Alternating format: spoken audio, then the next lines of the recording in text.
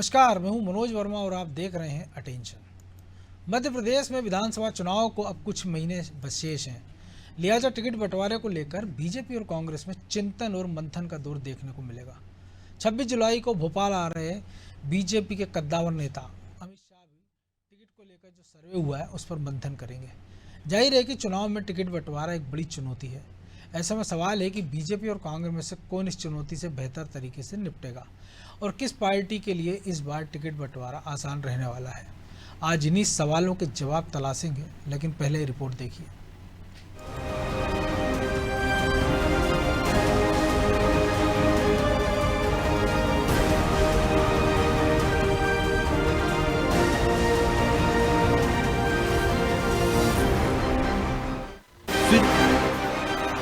Ticket के सर्वे पर होगा मंथन। सर्वे के आधार पर मिलेगा टिकट। क्या तय हो गया टिकट का फॉर्मूला? भाजपा के चाणक्य अमित शाह इसी महीने दूसरी बार मध्य प्रदेश आ रहे हैं।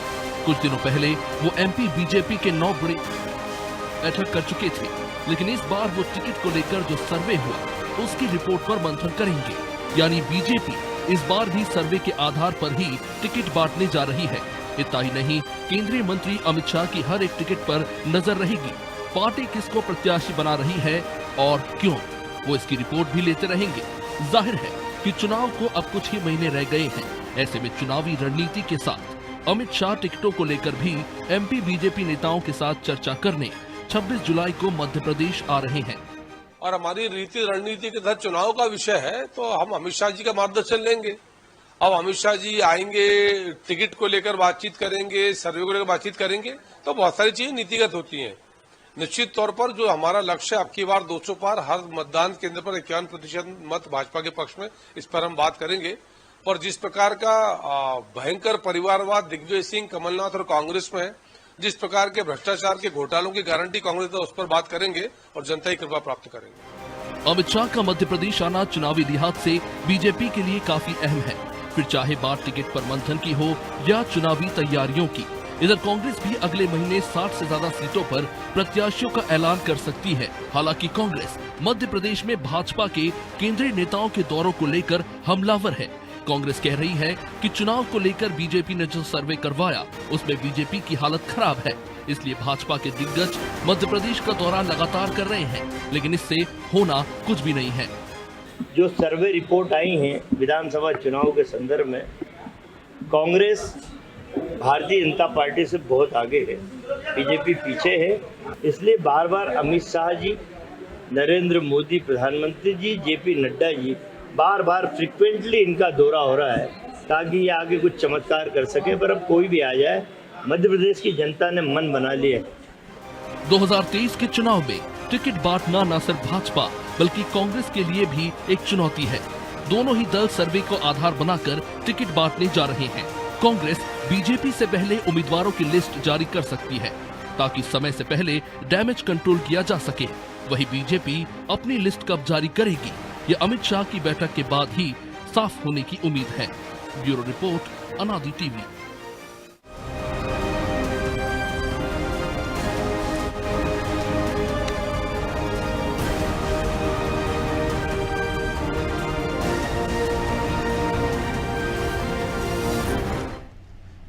तो टिकट की इसी टेंशन को समझने के लिए हमारे साथ जुड़ गए वरिष्ठ पत्रकार खिलावन चंद्राकर और हमारे सहयोगी ब्रजेश चौक से।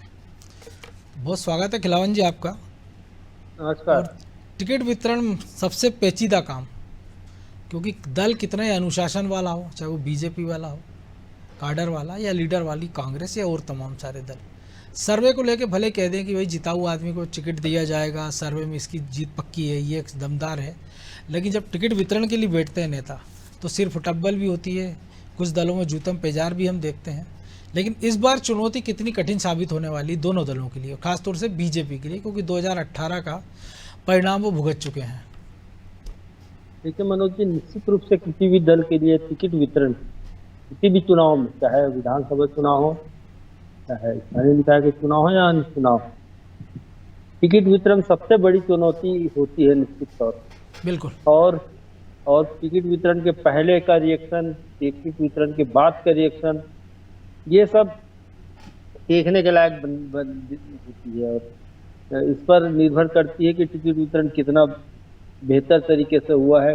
यदि विवाद की स्थिति बनती है तो समझ लीजिए टिकट वितरण में कोई न कोई गलती की गई है, और वो विवाद की स्थिति नहीं बनती तो बेहतर स्थिति का एक चित्रण सामने आता है। लेकिन मुझे लगता है कि टिकट वितरण इस बार सबसे ज़्यादा जो प्रभावी होगा वो सर्वे रिपोर्ट होगा, क्योंकि दोनों ही दल, चाहे भाजपा हो चाहे कांग्रेस हो, दोनों ही दल अपने अपने स्तर पर, चाहे सरकारी एजेंसियों से हो चाहे गैर सरकारी एजेंसियों से हो, चाहे अपने कार्यकर्ता स्तर पर हो, अलग अलग स्तर पर जो है चुनाव सर्वे करवा रहे हैं, और उसके रिजल्ट आने पर, उसके रिपोर्ट आने के बाद ही टिकट का वितरण करेंगे ऐसा लगता है। अभी क्राइटेरिया भी तय होना है, बहुत आयु सीमा तय होना है और बहुत सारे क्राइटेरिया तय होना है, वो सब क्राइटेरिया तय होने के बाद ही टिकट वितरण की फाइनल होगा। लेकिन जहाँ तक अमित शाह के भोपाल दौरे की बात है, कई बार बारंबार दौरा कर रहे हैं अमित शाह। इसका मतलब ये है कि कुछ न कुछ गड़बड़ी की स्थिति मध्य प्रदेश के भाजपा में है, और उसी को संभालने के लिए अमित शाह जैसे या ये भी तो कह सकते हैं कि कोई गड़बड़ी ना हो इसलिए उनको कमान संभालना पड़ी। भविष्य में गड़बड़ी ना हो इसलिए कमान संभाले हैं, या गड़बड़ी है इसलिए कमान, उसको दुरुस्त करने के लिए कमान संभाले, दोनों कुछ तरह की बात कही जा सकती है। तो देखिए, लगातार बैठ के चल रही है भाजपा में, एक भी दिन ऐसा नहीं जाता जब बैठ के नहीं चल रही है, जब केंद्रीय मंत्री नहीं आ रहे। भाजपा के लिए तो लोग कहते भी ना कि बीजेपी के 3 काम, बैठक, भोजन और विश्राम। लेकिन अब शायद विश्राम का समय नहीं बचा है। केंद्रीय मंत्री चाहे नरेंद्र सिंह तोमर हो, वो चुनाव प्रबंध समिति की बैठक ले रहे हैं लगातार, चाहे यादव जी हो चाहे अश्विनी वैष्णव हो, ये दोनों भी लगातार चुनाव समिति की बैठक ले रहे हैं। तो कुल मिला के देखना ये है कि अमित शाह आते हैं और अमित शाह आके इन दोनों कमेटियों की बैठकों पर जो निर्णय लिया गया है उसकी समीक्षा करते हैं, या जो और छोटी छोटी समितियां, चुनाव समितियां बनाई गई हैं उसके कार्यों की समीक्षा करते हैं और कोई दिशा निर्देश इन लोगों को देते हैं, इन समितियों को। तो ये महत्वपूर्ण बात, देखने के लायक बात है। बिल्कुल। तो ब्रजेश जी, महत्वपूर्ण बातें और भी हम देख रहे हैं कि कांग्रेस भी कह रही है कि सर्वे कराया है, भीतरघात की आशंका वाली सीटों भी उन्होंने पहचान ली है। जिन 66 में से 60 सीटों पर कांटे का मुकाबला है, वो कमज़ोर हैं, वहाँ भी लगातार खबरें आ रही हैं कि वो पहले प्रत्याशी घोषित कर देंगे अगस्त में। लेकिन क्या ये इतना आसान साबित होगा? और जहाँ तक सर्वे की बात है, जो सवाल मैंने खिलावन जी से भी किया था कि सर्वे एक आधार हो सकते हैं, लेकिन कई बार होता है कि परिस्थितियाँ उसके बाद कई बार बदल जाती हैं, कई बार उम्मीदवारों को लेकर है, या उसके खिलाफ जो एंटी इनकम्बेंसी है, या सामाजिक समीकरण ऐसे होते हैं, या राजनीतिक समीकरण ऐसे बन जाते हैं कि नहीं, आपको तो इसको टिकट देना ही है। तो क्या ये सर्वे उन कसौटियों पर खरा उतर पाते हैं? देखिए मनोज जी, सर्वे को अपन प्राथमिकता इसलिए देते हैं कि सर्वे के आधार पर टिकटों का वितरण किया जाने लगा है। इससे पहले सामाजिक गणित भी देखा जाता था, ये भी देखा जा सकता था या देखा जाता है कि महिलाओं को कितना प्रतिनिधित्व देना है वहाँ शीर्ष। सर्वे से ये रहता है कि सर्वे के आधार पर टिकट तो देती हैं पार्टियाँ, लेकिन सर्वे ही कुछ सर्वे है तो मनोज जी फिर वहाँ से विधानसभा उम्मीदवार हार क्यों जाता है? बिल्कुल।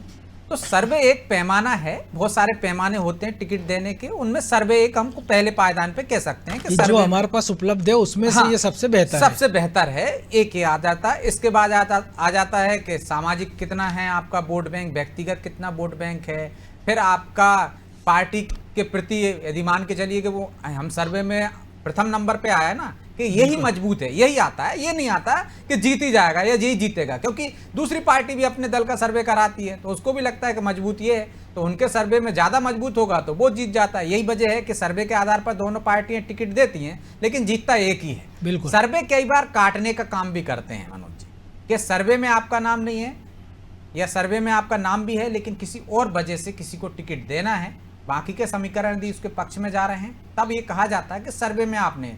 सर्वे का तो देखिए, आप सज्जन सिंह वर्मा कह रहे थे अभी तो बीजेपी के सर्वे बता रहे थे, जबकि बीजेपी के कई दिग्गजों को नहीं पता कि उनकी पार्टी के सर्वे में क्या हालात हैं। बिल्कुल। और यही हाल कांग्रेस का है। कांग्रेस के अभी सर्वे में क्या है, लेकिन देखिए आप कि ये कुछ खास लोगों को पता होगा, हो सकता है दिग्विजय सिंह को पता हो, कमलनाथ जी को तो पता होगा ही, और पार्टी आलाकमान ने यदि सर्वे कराया तो वो उन्होंने मध्य प्रदेश से उसको शेयर किया है या नहीं किया, ये भी कोई पता नहीं है। लेकिन आप देखिए बीजेपी वाले कहते हैं कांग्रेस के सर्वे में ये है।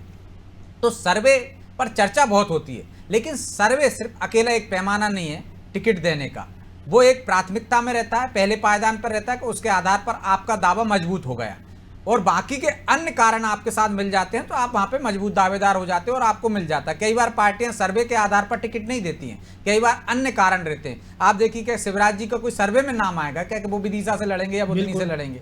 वो तो खड़े हो जाएंगे ना। यदि उनको लगता है कि कमलनाथ जी जहाँ चुनाव लड़ रहे हैं तो वहाँ सर्वे में मान के चलिए वहाँ के स्थानीय व्यक्ति का वो है, यदि कमलनाथ जी सीट चेंज कर लेते हैं मान लीजिए, एक उदाहरण के तौर पर भी कह रहा हूँ, तो वहाँ पे सर्वे वाला जो आदमी प्राथमिकता में है, क्या वो उसकी जगह दूसरा दावेदार दे सकती है पार्टी, बड़ा दिग्गज चेहरा उतार सकती है। हम देखते हैं दिग्गजों के चेहरे उतार दिए।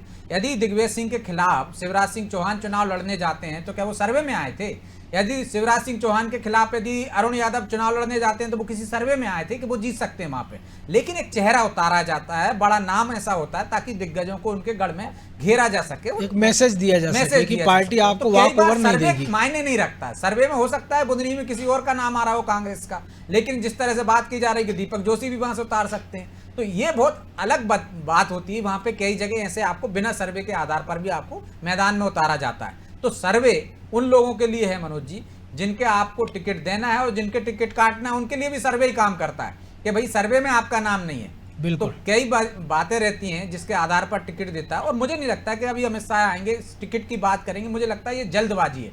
लेकिन जो हम कह रहे हैं टेंशन है, टेंशन उन विधायकों को भी है कि जिनको बार बार कह रही है पार्टी कि आपके खिलाफ नाराजगी है या आपका सर्वे में ठीक नहीं आ रहा है, क्योंकि उनको फीडबैक दिया जा रहा है, 1 to 1 बात की जा रही है मंत्रियों से, विधायकों से, तो वो अपने क्षेत्र में सक्रियता बढ़ाने को इतना बड़ा संगठन है तो उसके कार्यकर्ताओं का फीडबैक है, संघ का फीडबैक है। टेंशन उनको भी है जो विधायक हैं, और टेंशन उनको भी है जो विधायक बनना चाहते हैं, सपना देख रहे हैं कि सर्वे में कहीं ना कहीं हमारा नाम आ जाए। इसलिए वो भी जोर लगा रहे हैं, वो भी सर्वे की बात करते हैं, पार्टी भी सर्वे की बात करती है। यदि किसी विधायक का टिकट काटेगी तो कह देगी सर्वे में आपका जीतने लायक आप उम्मीदवार नहीं हो, आप जीत नहीं सकते वहां से, इसलिए आपका वहां से काटा जा रहा है। और वही उम्मीदवार हम देखते हैं कि पिछली बार ही मंत्रियों को क्षेत्र चेंज कर देते हैं, दूसरी जगह उतार देते हैं, क्योंकि बड़े चेहरा रहते हैं, वो दूसरी जगह से जीत जाते हैं। तो ये सर्वे को मुझे नहीं लगता कि सिर्फ एक पैमाना है, बहुत सारे पैमाने होते हैं, बहुत सारे, इसमें से एक पैमाना सर्वे भी है। सर्वे तो खिलावन जी सही है जो ब्रजेश जी भी कह रहे हैं, और हम भी देख रहे हैं चुनाव में कि सर्वे एकमात्र पैमाना नहीं, लेकिन एक पैमाना जरूर है। लेकिन उसके साथ साथ कई सारी रणनीतियों पर काम करना पड़ता है। मुख्यमंत्री की हम बात करें तो आप देखिए विकास पर्व के बहाने ही सही वो 1 महीने के लिए पूरे प्रदेश को नाप रहे हैं, लगातार 3 से 4 शहरों में रोज़ जा रहे हैं, कोई ना कोई बड़ा कार्यक्रम हो रहा है। संत रविदास को लेकर बड़ा आयोजन बीजेपी ने किए हैं, यात्रा निकालने लगी है। प्रधानमंत्री नरेंद्र मोदी का दौरा तय हो गया, अगले महीने अगस्त में आएंगे वो। इसके साथ ही दूसरे तमाम सारे मोर्चों पर अमित शाह भी मोर्चा संभाले हुए हैं, लगातार फीडबैक दे रहे हैं, रणनीति दे रहे हैं। तो सर्वे के साथ साथ एजेंडा सेट करना पड़ेगा कि चुनाव का एजेंडा क्या होगा, कि हिंदुत्व होगा, विकास होगा या कुछ और होगा, इस पर भी काम करना होगा। कोर इशू क्या होंगे, टारगेट कौन होगा, क्योंकि पिछली बार हमने देखा था कि माफ़ करो महाराज था, उसके पिछले चुनाव में हमने देखा था कि राहुल गांधी निशाना थे, शहजादे उनको संबोधित किया था बीजेपी ने अपने चुनाव कैंपेन में। तो इस बार क्या नया करने वाली बीजेपी, या क्या कर सकती है, क्या करना चाहिए? देखिए, चुनाव जीतने के लिए एजेंडा तो तय करना पड़ता है। आप बेहतर एजेंडा तैयार करते हैं तो आपकी जीत की परसेंटेज स्थिति बहुत बेहतर हो जाती है, और आपका एजेंडा यदि परफॉर्मेंस खराब रहता है समझ जाइए कि आपकी जीत की संभावनाएं जो है क्षीण होती जाती है। सबसे पहले हमें सर्वे पे बात कर लें। ब्रजेश जी कह रहे थे निश्चित रूप से सर्वे एक माध्यम हो सकता है, सर्वे एक बड़ा माध्यम हो सकता है टिकट वितरण का, लेकिन सर्वे के बाद, टिकट वितरण के बाद यदि विवाद की स्थिति बनती है तो सर्वे ही एक बड़ा बहाना भी बन जाता है। बिल्कुल, ये कहा जाता है कि सर्वे में आपका नाम नहीं आया इसलिए हमने आपको टिकट नहीं दी, आपने बेहतर परफॉर्मेंस नहीं किया होगा क्षेत्र में इसलिए आपका नाम सर्वे में नहीं आया। और खिलावन जी सर्वे के आधार पर ही टिकट देते, तो बीच में भी कईयों के टिकट बदल दिए जाते। तो कुल मिला के एक बड़ा साधन है, बड़ा माध्यम हो सकता है, सिर्फ सर्वे ही आधार नहीं हो सकता। और मैंने जैसे बताया कि एक बहाना हो, बहानेबाजी भी हो सकती है कि जिसको टिकट नहीं मिली किसी कारण से तो बहानेबाजी करके बता देते कि सर्वे में नाम नहीं था इसलिए आपकी टिकट काट दी गई। देखिए, दूसरी बात एजेंडा का जहाँ तक सवाल है चुनावी एजेंडा तय करने के लिए निश्चित रूप से बहुत गहरा मंथन करना पड़ता है पार्टी में, और गहरा मंथन के बाद जो बातें बाहर आती है, निकल के आती है, उस पर ही काम करना पड़ता है। और मुझे लगता है कि चुनावी एजेंडे तय करने की स्थिति में भाजपा लगभग लगातार बैठकों से मुझे लगता है कि अब इस स्थिति में आ गई है, चुनावी एजेंडे उनके तय हो सकते हैं। जहाँ तक दौरों का सवाल है, निश्चित रूप से मुख्यमंत्री शिवराज सिंह चौहान सबसे ज़्यादा मेहनत करने वाले व्यक्ति हैं मध्य प्रदेश में। प्रतिदिन कहीं न कहीं का उनका दौरा रहता है, 2-3 स्थानों का दौरा रहता है। बिल्कुल। और अब तो वो निश्चित रूप से जो संत रविदास जयंती, संत रविदास की मूर्ति स्थापना को लेकर के, मंदिर बनाने को लेकर के जो कार्यक्रम चल रहा है उसमें भी सक्रिय हो गए हैं। आज भी उनकी यात्रा निकली है, 12 तारीख को उसका प्रधानमंत्री जी शिलान्यास करने वाले मंदिर का, ऐसा पता चला है सागर में। तो कुल मिला के बिल्कुल प्रधानमंत्री नरेंद्र मोदी को बुलाया गया है। ये सारी 5 जगहों से यात्रा, उसका समापन भी होगा और वहाँ भूमि पूजन भी होगा मंदिर का। बिल्कुल। तो ये सब कार्यक्रम तय है। इस सब कार्यक्रमों के बीच भाजपा जिस तरह से काम कर रही है, जिस तरह से उसके केंद्रीय मंत्री आ रहे हैं, जिस तरह से कार्यकर्ताओं को बिल्कुल कसौटी पे कसा जा रहा है, पदाधिकारियों को कसा जा रहा है कसौटी पे। अलग अलग विभाग है, अलग अलग विंग है जो भाजपा के, उसको अलग कसौटी पे कसा जा रहा है, चुनावी कसौटी। तो कुल मिला के मुझे लगता है कि बहुत खूब कर कदम रख रही है भाजपा, और बहुत योजनाबद्ध ढंग से आगे चल रही है, आगे निकल रही है लगातार चुनावी तैयारियों को दृष्टि से। कांग्रेस भी इसमें पीछे नहीं है, कांग्रेस भी लगातार प्रयास कर रही है। लेकिन जिस तरह से केंद्रीय मंत्रियों ने कमान संभाला हुआ है मध्य प्रदेश में भाजपा का, उससे स्पष्ट लगता है कि भाजपा की तैयारी कुछ ज़्यादा ही सॉलिड है और भाजपा की तैयारी कुछ ज़्यादा ही जोरों पर चल रही है। तो तैयारी तो कांग्रेस की भी है ना खिलावन जी। लेकिन ब्रजेश जी, एक और चीज़ है ना कि जिस प्रकार से बीजेपी हम देख रहे हैं कि अभी दलितों को लेकर बात कर रहे हैं, लेकिन 188 सीटों को वो कवर कर रहे हैं। और जिस समय यात्रा पीक पर होगी, विकास पर्व पीक पर होगा जो मुख्यमंत्री का, उस समय हम देख रहे हैं कि कमलनाथ हनुमान भक्ति में लीन रहेंगे पूरे परिवार सहित। उनकी जो टीम है केंद्रीय आला कमान की, कानून गो के नेतृत्व में, जिसने वहाँ काम संभाला था कर्नाटक में, वो अपने स्तर पर प्रयास कर रहे हैं। लेकिन केंद्रीय आला कमान का वो सपोर्ट शायद मिलता नज़र नहीं आ रहा है, या ऐसा कोई नेता है नहीं वहाँ की मध्य प्रदेश के लिए कुछ ज़्यादा कर सके। हालांकि प्रियंका गांधी 2 बार दौरे कर चुकी है, लेकिन वो छाप नहीं छोड़ पाई। ग्वालियर में बड़ी उम्मीदें थी कांग्रेसियों को। तो ऐसे में कांग्रेस को भी अपनी रणनीति पर नए सिरे से विचार करना होगा सर्वे के अतिरिक्त।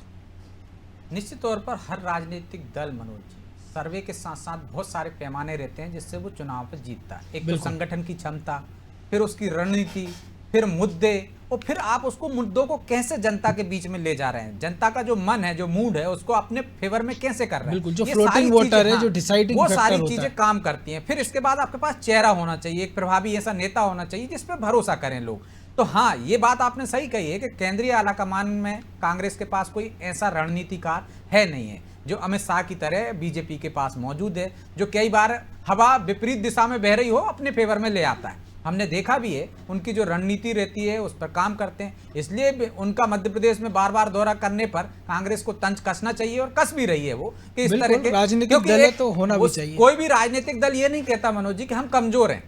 वो ये कोशिश करता है, ये जताने की कोशिश करता है, वो जनता को मैसेज देता है अपने काम की बदौलत या अपने संगठन के दम पर कि हम उनसे बेहतर हैं। जब आप बेहतर हो गए तब तो आपको जनता चुनेगी। तो हर दल ये कहने की कोशिश करता है कि जीत तो वो ही रहा है। बीजेपी भी यही कहती है कि जीत हम रहे, कांग्रेस भी यही कहती है कि जीत हम रहे। हम तो 2003 में देखते हैं कि जब तक आखिरी परिणाम नहीं आया तो दिग्विजय सिंह कह रहे थे अभी आने दीजिए झाबुआ के आदिवासी क्षेत्रों के परिणाम, हम फिर सत्ता में रहेंगे। लेकिन झाबुआ के बाद उन्होंने हार मान ली थी। झाबुआ के बाद हार मान ली। देखिए, राजनीतिक दल के जो नेता हैं, जमीनी पता होता है, बिल्कुल उनको पता होता है, वो जमीनी नेता रहते हैं, उनको हर सच्चाई पता रहती है, उनको मालूम रहता है कि कौन जीत सकता है, हवा कहाँ बह रही है, हवा किस तरफ बह रही है। लेकिन वो ये नहीं कहते कि हवा उनकी तरफ बह रही है, वो क्या कहते हैं कि हवा हमारी तरफ बह रही है और हम ही को फायदा मिलने वाला है, क्योंकि एक माहौल बनाने की कोशिश करते हैं। जब मुद्दे हम तो अभी भी देखते हैं कि जब 4 घंटे में परिणाम आ जाते हैं, लगभग ये हो जाता सरकार बन रही है, तब भी हारने वाली पार्टी का प्रवक्ता कहता नहीं अभी रुकिए, थोड़ा इंतजार करिए। आप तो ये देखिए कि आखिरी मतदाता पेटी बचती है तब तक कहता रहता है उनका प्रवक्ता, जबकि उसमें उतने वोट नहीं होते जो जिता दे आप। बिल्कुल। तो आप देखिए राजनेताओं में ये परिपक्वता है, या ये कह सकते हैं कि उतने परिपक्व हो जाते हैं कि उनके चेहरे पर नहीं दिखता है कि उनकी हालत क्या है। यदि वो मतदान केंद्र पर भी खड़े होंगे, वो हार भी रहे होंगे, तो आखिरी टाइम पर जब आप देखिएगा, जब घोषणा होने वाली हो तो तब गायब होते हैं। तब तक वो उम्मीद रहती है उनको, ताकि यदि उनमें निराशा आ जाएगी तो उनके कार्यकर्ता सबसे पहले मैदान छोड़कर भाग जाएंगे। यदि उम्मीदवार है, यदि पार्टी का बड़ा नेता है, लीडर है, जो नेतृत्व कर रहा है, वही ये स्वीकार कर ले, तो जो कार्यकर्ताओं में जोश भरना चाहिए, जो कार्यकर्ता दम से ताकत से काम करेंगे, वो कार्यकर्ता सबसे पहले मैदान छोड़कर भाग जाएंगे। तो सेनापति कभी भी निराश नहीं होता, वो लड़ता रहता है अगले मोर्चे पर और कहता रहता है कि जीतना हम ही को, ताकि उसके जो सैनिक हैं वो उसके साथ साथ लड़ते रहे, मैदान छोड़कर ना भाग जाए और वो अकेला ना पड़ जाए। तो ये एक रणनीति का हिस्सा कह सकते हैं हम इसको। इसलिए मुझे ये कहने में कोई गुरेज नहीं है कि दोनों ही दल अपने कार्यकर्ताओं को संदेश देना चाह रहे हैं। दोनों ही दल कह रहे हैं कि हमारे लिए माहौल बहुत अच्छा है, लेकिन जनता के मन में क्या है। कई बार हम देखते हैं मुद्दे धरे रह जाते हैं, और जो मुद्दों पर बात चल रही होती, कई बार ऐसे नए मुद्दे आ जाते हैं, जैसे पुलवामा टाइप का, या कोई ऐसा मुद्दा आ जाता, कोई बयान आ जाता, वो बाकी के जो मुद्दों की जो धारा है एक तरफ बह रही होती है, उसको विपरीत दिशा में बहले जाता है, और उससे किसी एक दल को फायदा हो जाता है। तो चुनाव के जब तक मतदान नहीं हो जाए तब तक भी कई मुद्दे असरकारक दिखते हैं, और कई बार हम देखते हैं कि जब असल मुद्दों से हटके भी चुनाव हो जाते हैं और परिणाम आ जाते हैं, वो परिणाम फिर ऐसे आते हैं कि जिसकी किसी ने उम्मीद नहीं की, अप्रत्याशित होते हैं। बहरहाल अब समय की कमी, चर्चा को विराम देना होगा। बहुत धन्यवाद खिलावन जी। तो निश्चित तौर पर सर्वे का सहारा राजनीतिक दलों को हो, और एकमात्र सहारा नहीं होता, उसके साथ उनको कई सारी रणनीतियाँ बनाना होती है, एजेंडे तय करना होता है और उसको इम्प्लीमेंट करना होता है। इसके साथ ही जनता को कन्विंस करना होता है कि जो मुद्दे वो उठा रहे हैं वो उसके हित में है। तो ऐसे में अकेले सर्वे के सहारे राजनीतिक दल जीत का दम नहीं भर सकते हैं, लेकिन इतना ज़रूर है कि सर्वे ने टेंशन राजनीतिक दलों के जो कार्यकर्ता नेता उनकी ज़रूर बढ़ा रखी है। अब इस टेंशन का निराकरण तो तब होगा जब टिकट वितरण हो जाएगा, और जिसको बी फार्म मिलेगा उसके चेहरे की खुशी अलग होगी, और जो वंचित रह जाएगा फिर उसके बहाने अलग होंगे, उसके कारण अलग होंगे। अटेंशन में फिलहाल इतना ही। मुझे दीजिए इजाज़त, और आप देखते रहिए अनादि टीवी। नमस्कार।